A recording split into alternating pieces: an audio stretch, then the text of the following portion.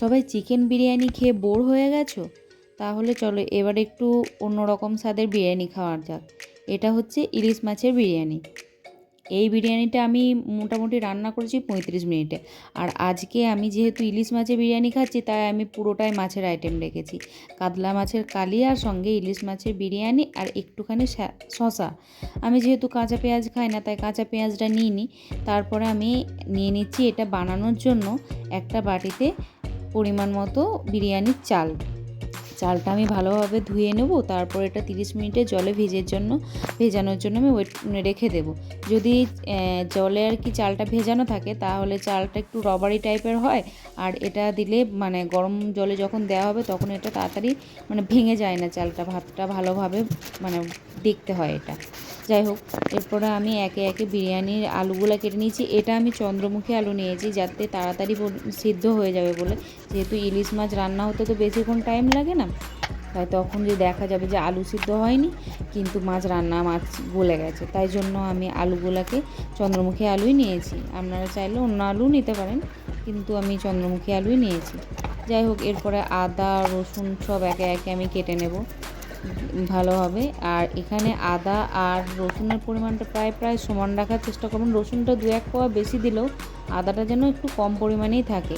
বেশি পরিমাণে দিলে এটাতে আবার আদার একটা কাঁচা কাঁচা গন্ধ চলে আসবে, আর ইলিশ মাছের নিজস্ব ফ্লেভারটাও চলে যাবে।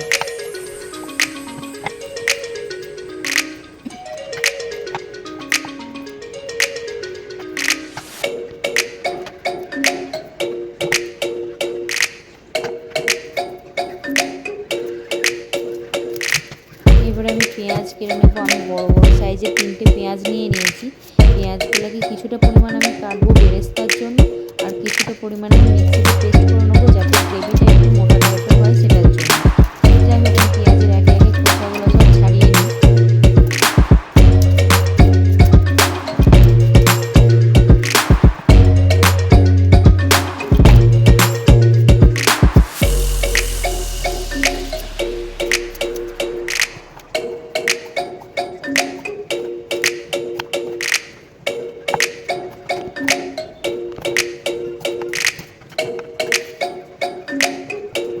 এবারে আমি আলুর ঝুড়িতে যেটাতে আলু কেটে রেখেছিলাম সেটাতে পেঁয়াজ লঙ্কা লেবু এগুলোকে নিয়ে ভালোভাবে আমি ধুয়ে নেব, কারণ এগুলো কাটার পর আর ধোবো না আমি।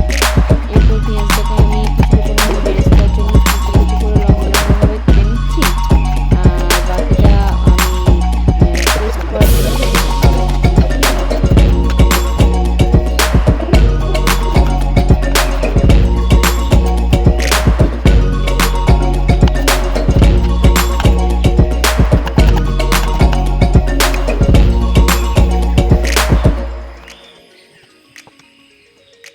এই যে একটা মিক্সিং জারে আমি নিয়ে নিয়েছি পেঁয়াজটা আর ধুয়ে রাখা আদা রসুন সমস্তটা নিয়ে এটা ভালোভাবে আমি পেস্ট করে নিলাম। আর লেবুটাকেও কেটে নিচ্ছি। লেবুটা আমি ভাতে যে জলটা সিদ্ধ করব সেখানে দেবো। আর নিয়ে নিলাম এলাচ লবঙ্গ আর দারচিনি। আমি অন্যান্য কোনো বিরিয়ানি মশলা এখানে গোটা মশলা দেবো না, আমি শুধু এই মশলাগুলোই দেবো। আর নিয়েছি ইলিশ মাছ আর একটা সানরাইজের বিরিয়ানি মশলা। এটা কোনো কোম্পানির প্রমোশন না, কিন্তু আমার ওই মশলাটাই বেশি ভালো লাগে। যখন বাড়িতে না বানানো থাকে তখন আমার মনে হয় সানরাইজের বিরিয়ানি মশলাটাই একটু তুলনামূলক ভালো। এরপর আমি জল বসিয়ে দিয়েছিলাম আর সেটাতে এবারে চালটা আমি দিয়ে দেবো এলাচ লবঙ্গ দেওয়ার পর। আর এদিকে একটা কড়াইয়ে সামান্য পরিমাণে সাদা তেল নিয়েছি আর সামান্য পরিমাণে সরষের তেল নিয়েছি। 2 ভাগ সাদা তেল আর 1 ভাগ সরষের তেল। তারপর আমি দিয়ে দিলাম হলুদ। এরপর আমি আলুগুলোকে ভালোভাবে লাল লাল ভাব করে ভেজে তুলে নেব।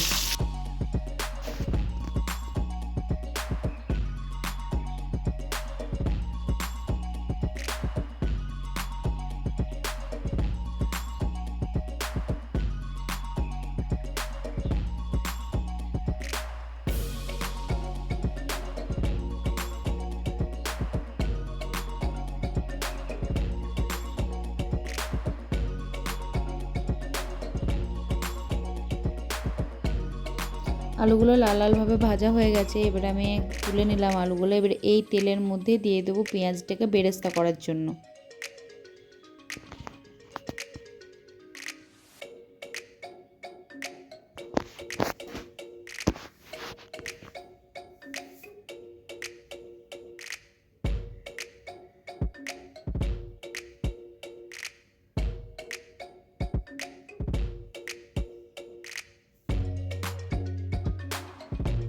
পেঁয়াজটা বেরেস্তার মতন ভাজা হয়ে গেলে কিছুটা পরিমাণ তুলে রেখেবো। এটা যখন বিরিয়ানির চালটা দেবো তখন তার মধ্যে দিয়ে দেবো। আর কিছুটা পরিমাণে যেটা বাকিটা থাকবে সেটাতে বিরিয়ানিতে মাছের মশলাটা করে নেব।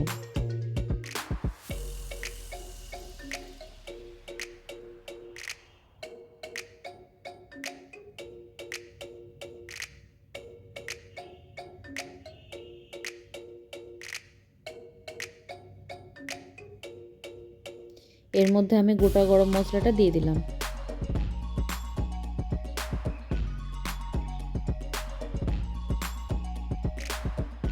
আদা রসুনের পেস্ট, আদা রসুন আর পেঁয়াজের যে পেস্টটা ছিল সেটাকেও এটা আমি দিয়ে দিলাম কড়াইয়ের মধ্যে। এবারে এটাকে ভালোভাবে নাড়তে থাকবো এবং পরপর একে একে মশলাগুলো সমস্ত দিতে থাকবো। হলুদ গুঁড়ো দিলাম, এরপরে দেবো নুন,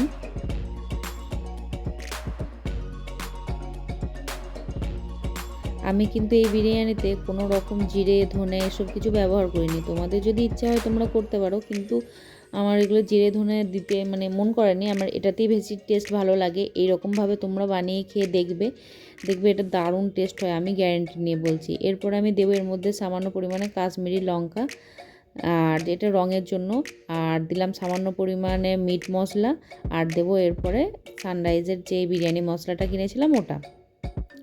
আর এরপরে সামান্য জল দিয়ে এটাকে ভালোভাবে কষিয়ে নেব। আর তারপরে এর মধ্যে আমি দিয়ে দেবো যে আলুগুলো ভাজা ছিল সেগুলো দিয়ে দেবো, যাতে এটা সিদ্ধ হয়ে যায় মশলার সাথে। আর এর মধ্যে আমি দেব ফ্যাটানো টক দই।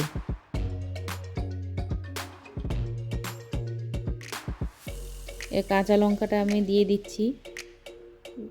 যে যেমন ঝাল খাবে সে সেরকম অনুযায়ী কাঁচা লঙ্কা দেবে। এটা বেলডাঙার লঙ্কা ছিল বলে এটা খুবই ঝাল হয়, তাই আমি 3টে দিয়েছি। তোমাদের যদি ইচ্ছা হয় তোমরা আরও বেশি পরিমাণে ঝাল খেতে পারো তাহলে বেশি দেবে, কম ঝাল খেলে কম দেবে। যাই হোক, এরপরে জল দিয়ে হালকা হালকাভাবে এটাকে কষতে থাকবো, আর এটা থেকে মশলার কাঁচা গন্ধটাও চলে যাবে। আর আমি এবারে একটা বাটিতে টক দই নিয়ে নিয়েছি, সেটাকেও আমি ফেটিয়ে এটা দিয়ে দেবো। ওই 2.5 চামচের মতন আমি টক দই নিয়েছি। এবারে এটাকে আমি সিদ্ধ হওয়ার জন্য জল ঢেলে দেবো, দিয়ে এটা সিদ্ধ হওয়ার জন্য এমনভাবে জলটা দেবে যাতে এই জলে বিরিয়ানিটা পুরো হয়ে যায়। মাছটাও সেদ্ধ হবে, সমস্ত কিছুটাও সেদ্ধ হবে। আলুটা আমার দেখো সিদ্ধ হয়ে গেছে।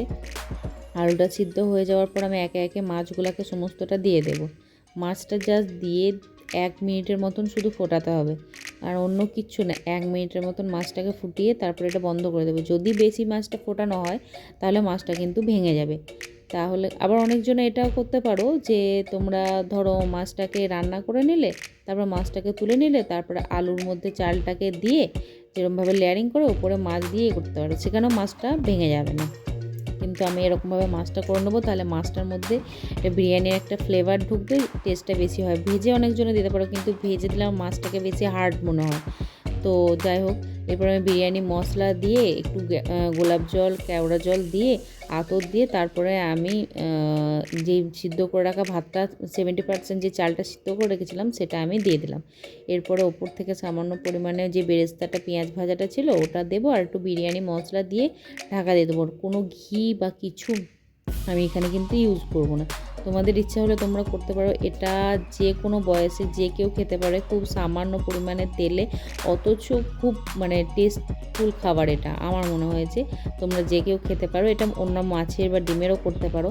সবাই তো ঘি টি দিয়ে তো অনেক সবসময় খায়। এখনকার যে পরিস্থিতি সেখানে ঘি খেয়ে মানুষের সহ্য হয় না, কোলেস্টেরলের পরিমাণ বাড়তেই থাকছে। তাই আমার মনে হয় এটা তোমরা খেয়ে দেখো, এটা খুবই টেস্টি। আর আমি বলছি এটা খুব ভালো হবে। তোমরা খেয়ে কমেন্ট করো, দেখো, বলো। আর এই যে আমি নিয়ে নিয়েছি কাতলা আর ইলিশ মাছের বিরিয়ানি, সঙ্গে একটু শসা। বাস এটাই আজ হলো আজকে আমার রাত্রেবেলার ডিনার। Good night.